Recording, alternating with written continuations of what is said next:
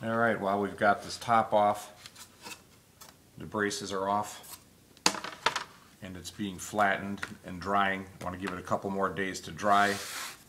This crack will have to be repaired, which is going to be another part of the video. But right now, while it's off, we're going to do a little cleaning on this top. You can see this little black dark stain here where more of the metal is, a couple other places where there's the pick rash right here on the body. That's all caused by oxidation or rust, believe it or not. That's what this is. It's oxidation on there. So what we're going to use is this product right here. This is oxalic acid. It's an oxygenator, and what you're going to do with it, you're going to mix it with a little bit of water. There's probably a teaspoon in this water. Doesn't have to be exact. There can even be a little residue in the bottom. It doesn't matter. You don't want to make it super strong, but what you're going to do is use a fine line paintbrush, dip it in the water and oxalic acid mix. You come in here where the grain is, right into there. Just going to brush that in there. Make sure you're working it in there, getting it into the little cracks there, or the open grain areas.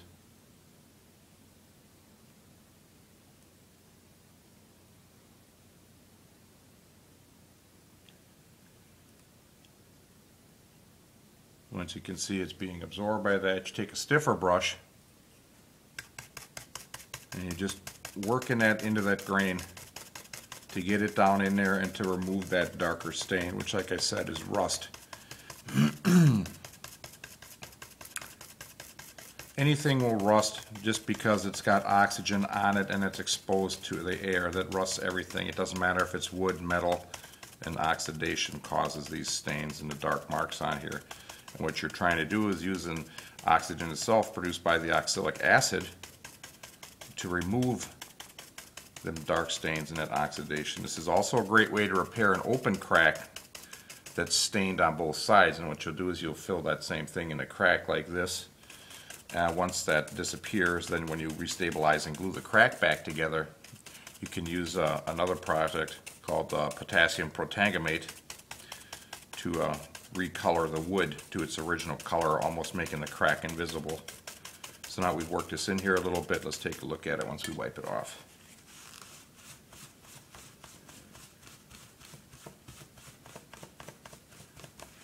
And as you see by looking on this side, compared to where we just cleaned this area, most of those dark black marks are gone. It's just a few of them left that are deeper in the grain, and we'll continue to work that until the stain is down to a degree, a level that we want. We don't want to remove off all of it because we don't want to lose the patina on this top, but we are going to work in some areas where you have some staining here. There's a little bit of pick rash right here, and clean up where this bridge sits in here and try to lighten up this stain right here. Other than that, we want to keep the original patina on. Alright, once you've gotten it clean to your satisfaction, or as much as it's going to allow, for example, this stain is under the finish from the bottom side and it's bled its way through there, you're not going to be able to get this out. Not everything will come out. Do not make the acid a lot stronger to try and remove more stains. You're just going to eat this top away and you're going to have some problems with that. But take out as much as you can. Once it seems to stop working, you're done in that area, move somewhere else. As you can see here, most of the rash from the pick wear has come off of there. This stain is also lightened up quite a bit, and the edge of that tail piece is nice and clean now. Once you're to that point, what you're going to do is you're going to want to clean this top in the fashion that they did with the old French finishes on here, because it is a shellac based finish. What you're going to do is you're going to use a little rag like this, cotton, put it in a little bit of water. Once it's damp, you're going to use a little bit of this pumice powder, not a whole lot. It's just pumice powder. You're able to buy this online as well as the oxalic acid. It's not that pricey. And you're just going to polish this in here. Kind of hard to do this with one hand, so I'm just going to show you what's going on with that a little bit. And you're going to polish this in here by hand. It's going to take quite a bit of work. So once you have that polished down with that pumice, you'll notice the difference between here and here. There's a little film on here yet. That's the residue from the pumice and the water. Once this is done, what you want to do to restore that finish is use white based polishing compound like this. You don't want to use the darker colors because it'll get into some areas of the grain and you'll see that darker color and it's really hard to get out of there. So you want to use something that's white or it'll end up being clear. And you want to polish this off. You can do this by hand,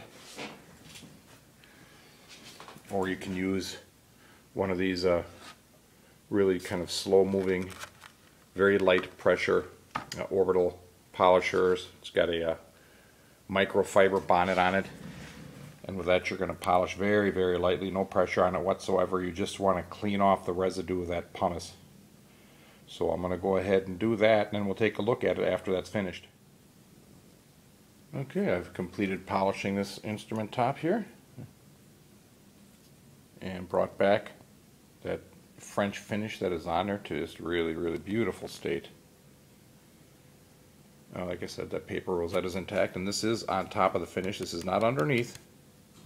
That is on top. So that's how light you want to buff that. But as you can see here, that finish is very, very nice. So you can see we have the top on its back now. You have a brace which I've already glued in place here. Another brace here. Those are both originals. We're going to put this support back on in its original position, which was here. And this, as you'll recall, is a brace that needed to be replaced. So I've made that out of Sitka spruce, like the originals. You notice that there's little notches here.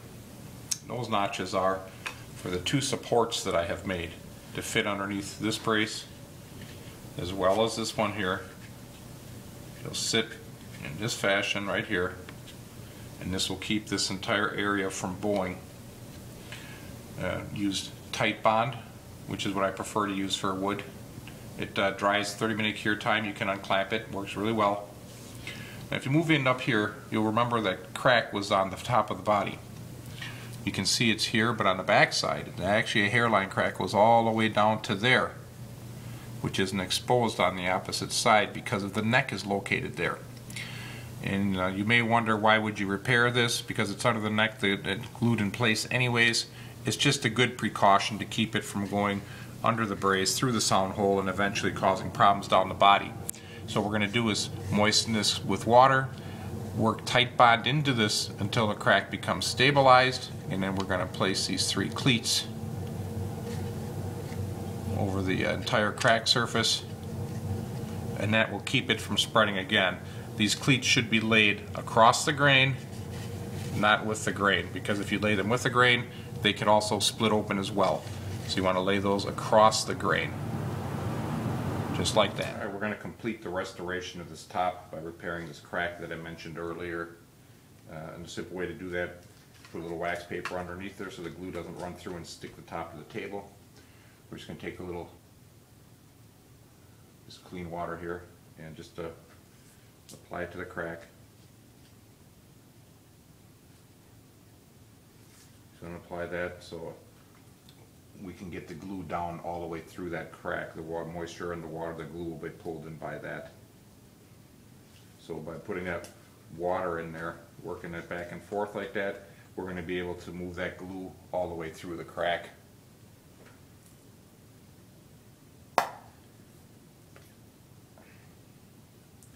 So now we're just going to put a little tight bond across the length of that crack. Make sure you get enough in there to be able to go through the entire crack. Just work that top back and forth like this.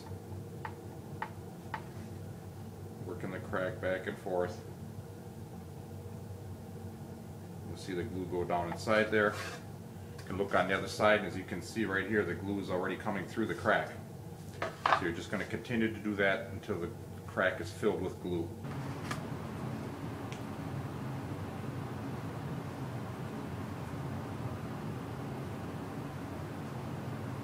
Work that into the rest of it.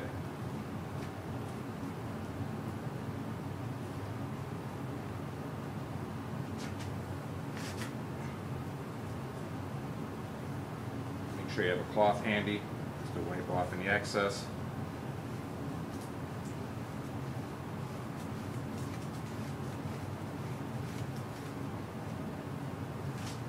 Take a look through there. That glue is now all the way through the entire crack. now you're going to use some glue.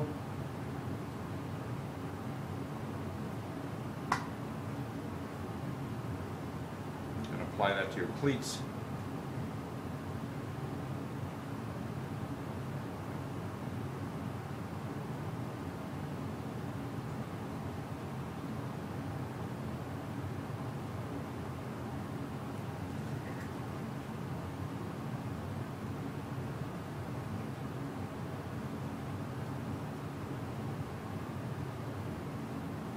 Moving that cleat around to make sure the glue is coming out all the way around it. Same thing with your next one.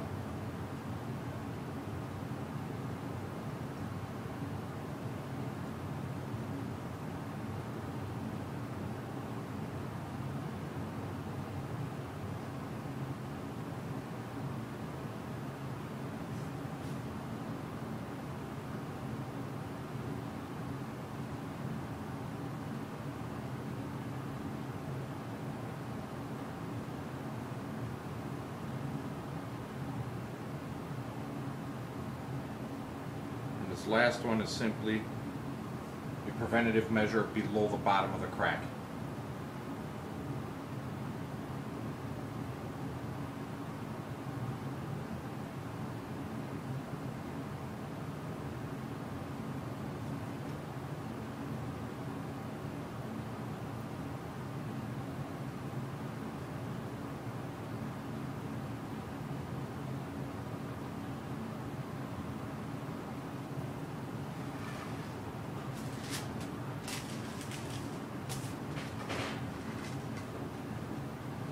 Need to make sure that your wax paper is underneath the crack between there and the wood.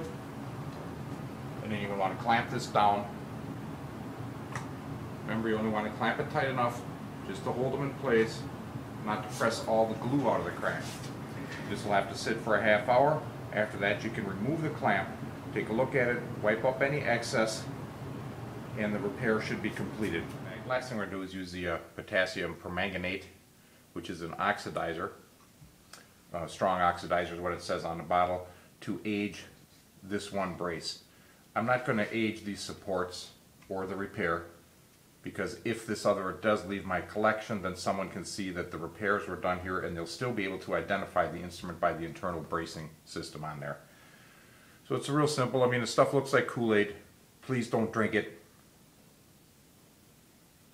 And you just simply use a little paintbrush. Goes on purple, wipe it on there with your little brush. Let it get in there.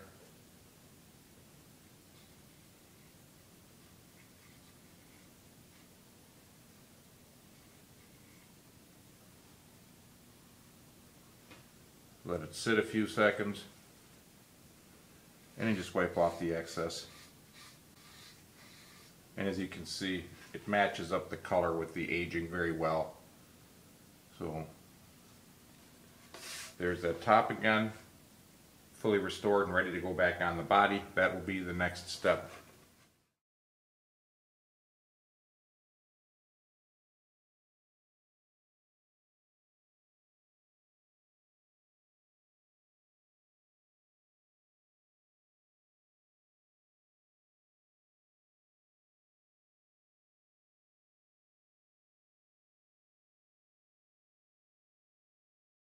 I'd like to thank you for watching this part of the video, and this is Rolf Grammel from A Customs Handcrafted Guitar.